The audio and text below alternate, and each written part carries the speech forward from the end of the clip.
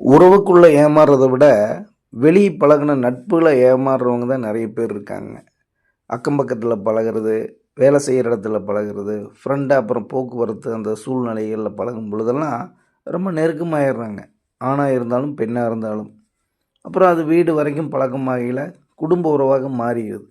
இந்த சூழ்நிலையில் ஒருத்தருக்கு ஒருத்தர் ஏதோ உதவி பண்ணிக்கலாம் அப்படிங்கிற ஒரு நிலைக்கு வரும் பொழுது சின்ன சின்ன குடுக்கல் வாங்கலெல்லாம் அவர்களுக்குள்ளே நடக்குது. அப்போ உறவெல்லாம் சரியாக தான் இருக்குது. ஆனால் ஒரு கட்டத்துக்கு மேலே இந்த 2 உறவுகளுக்குள்ள யாரோ ஒருவர் கொஞ்சம் கிரிமினலாக யோசிச்சாங்கன்னா நிச்சயமாக இது இந்த 2 உறவுகளில் யாரோ ஒரு உறவுகளை ஏமாற்றக்கூடிய ஒரு சூழல் உருவாயிரும். இதில் ஒரு குறிப்பிட்ட விஷயம் என்ன அப்படின்னா, ஒருத்தருக்கு நம்ம பணம் கொடுக்குறோங்கிறத விட நம்ம அந்த இடத்துல ஏமாறுறோம் அப்படிங்கிறது தான் ரொம்ப முக்கியமானது. அதில் ஒரு குறிப்பிட்ட ஒரு விஷயத்தை நான் சொல்கிறேன் பாருங்கள். இப்போ உங்கள்கிட்ட பணம் இருக்குது, ஒரு 10 லட்சத்துக்கு மேலே கையில் வச்சுருக்கீங்க அப்படின்னா, அந்த ஃப்ரெண்டு சம்மந்தப்பட்ட உறவு, அந்த ரிலேஷனில் இருக்கிறவங்க யாராவதும் நெருக்கமாக இருக்கிறவங்க அவங்க சொன்னால் நீங்கள் கேட்பீங்கள்ல, அது உங்களுக்கு தெரியும். அதை விட உங்கள்கிட்ட எப்படி பேசினா காரியம் சாதிக்கலாங்கிறத அவங்க உங்கள் கூட பழகி நல்லா தெரிஞ்சிருப்பாங்க. அப்போ அந்த சூழலுக்கு தகுந்த மாதிரி அவங்க பேசி அந்த விஷயத்தை அவர்கள் அழகாக கைவரப்பெற்று காரியத்தை சாதிச்சுக்குவாங்க. ஒரு ஃப்ரெண்டு பாருங்கள், இதே மாதிரி ஒரு பெரிய அமௌண்ட்டு கையில் வந்திருக்கு. அது ஒரு பெரிய அவங்களுடைய சொத்தோட ஷேர். அது வந்த உடனே அவர் பேங்க்கில் கொண்டு போய் டெபாசிட் பண்ணலான்ட்டு இருந்திருக்காரு. அப்போ இந்த இன்னொரு நண்பர் என்ன சொல்லியிருக்காரு, ஏங்க பேங்க்கில் கொண்டு போய் இவ்வளோ அமௌண்ட்டு டெபாசிட் பண்ணிங்கன்னா அதில் பெரிய வருமானம் கிடைக்காது. 80 பைசா 70 பைசா தானே வட்டி கொடுக்குறாங்க. இப்போ நாம் ஒரு 10-20 பேர்த்துக்கு இது ஷேராக பிரித்து கொடுக்கலாம். அந்த 20 பேர் 10 பேருங்கிற ஆளுங்க பெரிய பெரிய ஆளுங்க தான். அன்றாடம் இன்வெஸ்ட் பண்ணி பிஸ்னஸ் பண்ணுறவங்க. ஒருத்தர் காய்கறி வியாபாரம், மொத்த வியாபாரம் பண்ணுறாரு. இன்னொருத்தர் வேற ஒரு வியாபாரம் பண்ணுறாரு. இந்த மாதிரி தினமும் பணம் புழங்குற வியாபாரத்தில் இருக்கக்கூடியவர்கள். அவர்கள் இதுக்கு முன்னாடி என்கிட்ட இந்த மாதிரி ஒரு அமௌண்ட்டெல்லாம் கிடச்சுன்னா நாம் மாதம் மாதம் வட்டி கொடுத்துடலாங்க அப்படின்லாம் சொல்லியிருக்காங்க. நம்பிக்கையான இடம்தான். அதனால் அவர்களை நான் வர வைக்கிறேன். நீங்கள் பேசுங்க. உங்களுக்கு பிடிச்சா நீங்கள் இன்வெஸ்ட் பண்ணுங்கள். அதில் ஒரு பில்டரும் இருக்கார், வீடு கட்டி விற்கிறாரு. அவருக்கும் 6-7 ப்ராஜெக்ட் இருக்குது.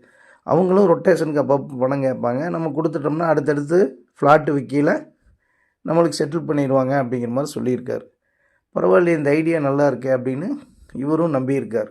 இதுக்கிடையில் குடும்பத்தில் டிஸ்கஸ் பண்ணுவார்ல, அப்போ பண்ணையில் ஏங்க அவர் நல்லவர் தானே, உங்களுக்கு தெரியுமில்ல, அதுவும் இல்லாமல் அந்த அக்காவும் நல்லவங்க தானே, எவ்வளோ ஹெல்ப் பண்ணியிருக்காங்க, நம்ம குடும்பத்தில் உறவுக்கும் கூட இப்படி இருக்காது.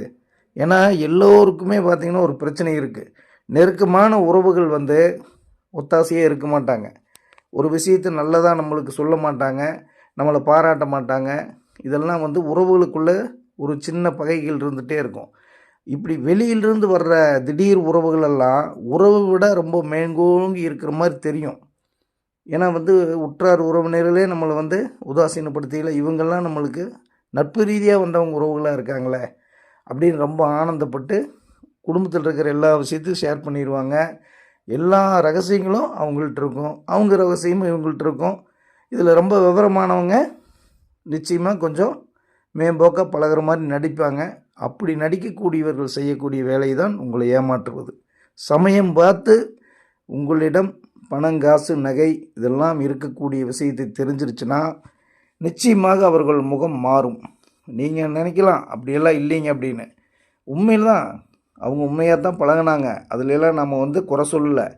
ஆனால் உங்கள்கிட்ட பணங்காசு வந்த பின்னாடி அவங்களோட எண்ணங்களும் அவங்களுடைய அந்த தேவைகளும் அதை கருதியான ஒரு திட்டங்களும் அவர்களுக்குள்ள ஒரு பெரிய ஏமாற்றத்திற்கான உங்களை ஏமாற்றணுங்கிற ஒரு திட்டத்தை அவங்க குடும்பத்தளவில் போட்டுருவாங்க. கணவன் மனைவி டிஸ்கஸ் பண்ணிடுவாங்க. என்னங்க உங்கள்கிட்ட அவ்வளோ அமௌண்ட் இருக்குது, ஏதாவது கேளுங்களேன் அப்படின்னா, அப்படி கேட்டால் கொடுப்பாங்களா பிடிப்பாங்களான்னு ஒரு பிளான் பண்ணி ஏதோ ஒரு வலையில் உங்களை சிக்க வைப்பார்கள். அப்படி இந்த ஒரு 4 பேர்த்த போய் இவர் கூட்டிகிட்டு போயிருக்கார்.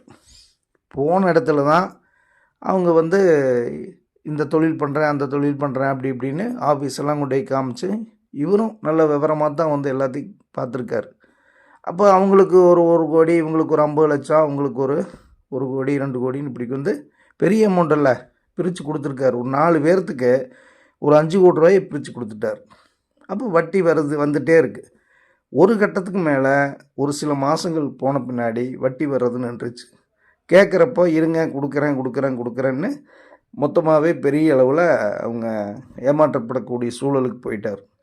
அப்புறம் கோர்ட்டு கேஸு அது இதுன்னு அலையில் அவர்கள் நட்ட கணக்கு காமிச்சு இப்போ கோர்ட் என்ன பண்ணும், எப்பொழுதுமே பொருளாதார குற்றங்கள் என்பது எப்பொழுதுமே பாதிக்கப்படக்கூடியவர்களாக பணம் கடன் வாங்கியவர்களை தான் பாதிப்புள்ளவர்களாக முன்னாடி நிறுத்தும்.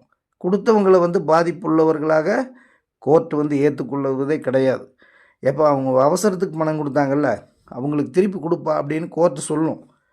ஆனால் பணம் கொடுக்க வேண்டியவன் நஷ்டக்கணக்கு காமிச்சு மஞ்சள் நோட்டீஸ் அனுப்பிச்சிட்டு அந்த கம்பெனியே எல்லாம் திவால் ஆயிடுச்சுங்க, இவங்களுக்கு எப்படிங்க நான் பணம் கொடுப்பேன் அப்படின்னு அவன் கையை தூக்கிட்டான்னா நம்மளால் ஒன்றுமே பண்ண முடியாது. இன்னொரு விஷயம் இருக்குது, நஷ்டத்தில் ஓடுதுங்க தொழில், வேணால் மாதம் 10,000 நான் கொடுக்குறேன் அப்படின்னு சொல்லையில் அந்த 10,000 நீ வாங்கிக்கின்றுவாங்க. இந்த 1 கோடி ரூபாய்க்கு எவ்வளோ இருக்கும் பாருங்கள். அப்போ இந்த விஷயத்தை 10,000 அதை சரி கட்டிடுவாங்க. அவ்வளோதான் முடியணும். அதனால் எல்லோரும் கவனமாக இருந்து, நட்பாக இருந்தாலும் உறவாக இருந்தாலும் யாராக இருந்தாலும் பணம் காசு கடன் கொடுப்பதில் கொஞ்சம் கவனமாக இருங்க. வட்டி வருது, வட்டிக்கு ஆசைப்பட்டு இந்த விஷயத்தை செய்கிறோம் அப்படின்லாம் போய் ஏமாந்து நிற்காதீங்க. அதற்கு பிறகு தெய்வம் பரிகாரத்தில் ஏதாவது பண்ண முடியுமா, அது பண்ண முடியுமா, இது பண்ண முடியுமா, அது நடக்குமா, இது நடக்குமா, சரிங்க நான் ஏமாந்துட்டு என்னதாங்க பண்ணுறது அப்படின்னா, நீங்கள் ஏமாந்தவர்கள் மிளகா அரைங்க, வேண்டிக்குங்க, விழுந்து கும்பிடுங்க. நிச்சயமாக மாற்றத்தை தாய் கொடுப்பாள். அதனால் விழிப்புணர்வுடன் இருந்து உங்களுடைய சொத்து, உங்களுடைய காசு, பணம் எல்லாத்தையுமே கவனமாக கையாளுங்கள். யாரையும் நம்பி விடாதீர்கள். நம்பித்தான் வாழணும், ஆனால் எல்லாத்தையும் இழந்துட்டு நிற்கிற அளவுக்கு நம்பக்கூடாது. அதுதான் நம்மளோட வாழ்க்கையில் ஒரு முறை விழுந்தால் மறுமுறை நாம் தெளிவாக இருக்க வேண்டும். அல்லது நல்ல ஞானம் என்பது பிறரை பார்த்து நாம் தெரிஞ்சு கொடுக்கணும். நம்ம தான் ஏமாந்து நம்ம தான் வாழ்க்கையில் தெளிவடையணும்னு அவசியம் இல்லை. ஏமாந்தவங்களை பார்த்து நம்ம தெரிஞ்சுக்கலாம், வாழ்க்கையை புரிஞ்சுக்கலாம், நெறிமுறையோடு நடந்துக்கலாம். நல்ல சிந்தனையோட பேராசை இல்லாமல் இருக்கிறத வச்சு வாழக்கூடியவர்களுக்கு எந்த பிரச்சனையும் இல்லை என்பதை புரிஞ்சு கொள்ளுங்கள். அகலக்கால் வைக்காதீங்க, அதிகமாக யாரையும் நம்பாதீங்க. குருவே சரணம். தாய் மாசாணியை போற்றி போற்றி. நன்றி, வணக்கம்.